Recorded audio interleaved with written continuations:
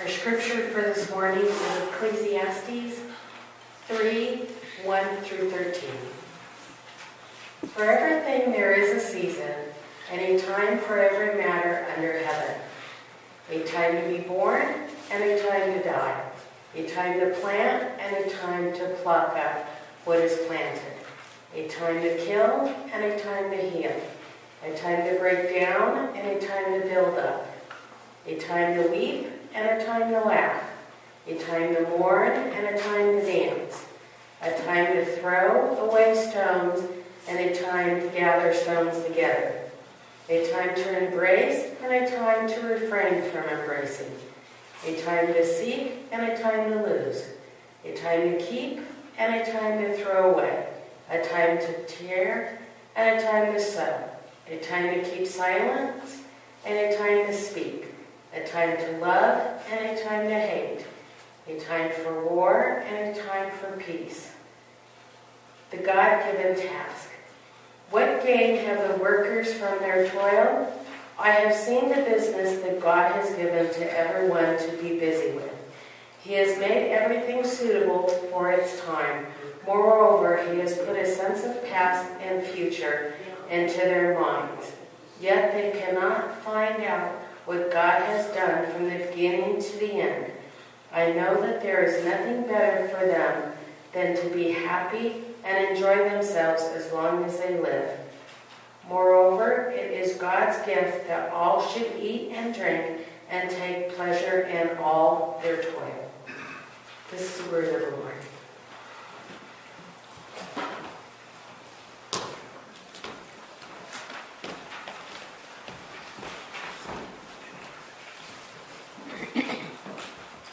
Thank you, Debbie and choir.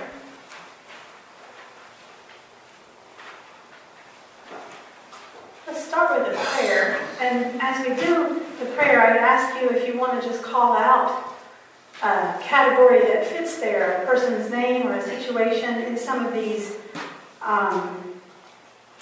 parts of this Ecclesiastes scripture. For example, when I read a time to be born in our prayer just now, if you'd like to call out the name of someone in your life that was born this last year, a baby, or maybe someone joined your family and is new to your family, then just call out that situation.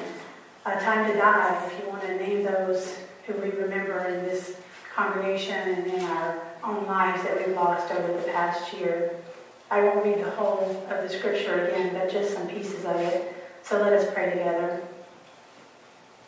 Oh God, on this special and holy day when we read and hear again your scripture of the seasons of life, let us remember in this moment all this year who we remember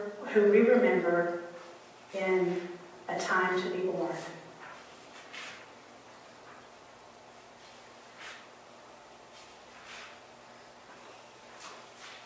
My great nephew Lincoln.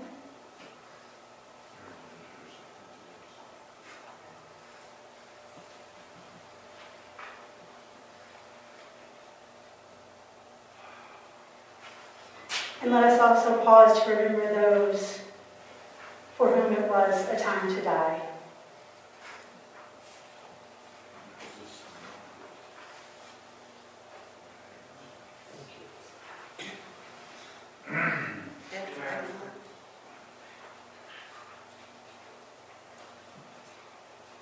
Grandfather Bill, my granddad Catherine,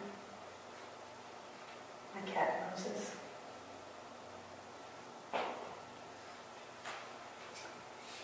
And let us remember everything that fits in our life under a time to plant, either metaphorically or actually planting. What did we plant last year?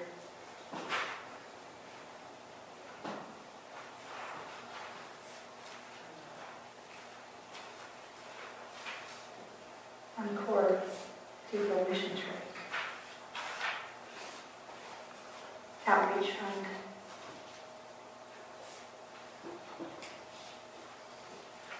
God, let us pause to remember what we planted, but what we let go of as well. What did we pluck up and let go of in this year? What did we not keep?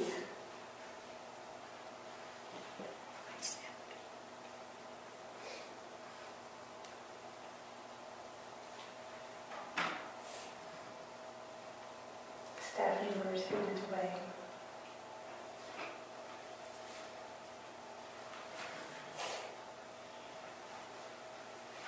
Oh God, be with us as we remember the things that are now not with us anymore. Things in our life, opportunities, programs, relationships, jobs, anything that we have to pause and remember with grief. That was necessary to leave. A time to kill.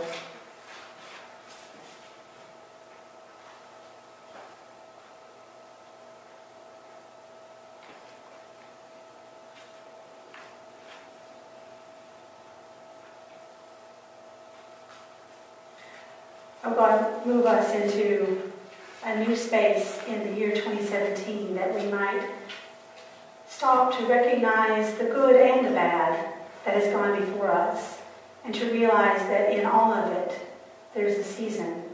That in the good and the bad, in the happy and the sad, in the easy and the difficult, you are there in our moments, and you will be there in our now, and you are with us in our future. Amen. Well, every time I read the scripture, of course I think of that old Pete Seeger tune that the choir just did a version of. Thank you, choir, that was lovely. I just love that song, and I also really love this passage because it is kind of a checklist, right? It's a checklist of positive and negative things that might have happened in our lives, and it's a really great New Year's Day passage. It fits in the lectionary text of New Year's Day, and we flipped the services around a little bit this month, so this would have been January 8th. Or the 1st in the normal place it fits. But it's still new in the year and still time for us to stop and pause and reflect on that great passage. For everything there is a season and a time for every matter under heaven. There really are no better words in the scripture to remind us of what lies ahead and what has happened to us before than this one. There's a time and a place for all of it, is what the writer says. And God is with us in it. I love this reading because I don't do well with surprises. I don't like the unknown. I'm a big planner in all areas. I like to know what's coming and have some control over it, though I inherently realize that that's just an illusion. I always read the last page of the book first. I think I told you that before. I just need to know what it's going to say. I get nervous looking through a virtual reality headset because I know there's stuff behind me. I know that's some sort of weird issue I have, but it's related to lack of control, is what it is, really, right? I'm wired that way for some reason, not to want to feel out of control about life. And so the scripture is a little bit of a lecture for me, a little bit of a listen here, just calm down a minute, that I need to hear every time I read it around this time of year. It points to the fact that all we really have is this moment. And the unknown is not going to suddenly be known, no matter how much I try to plan and make it so. And we can't fret too much about the past because it just happened the way it did. The theme of the entire book of Ecclesiastes, according to biblical commentary, is an affirmation of the limits of human understanding and an awareness that life is filled with ambiguity, and we just need to accept the uncertainty of life for what it is.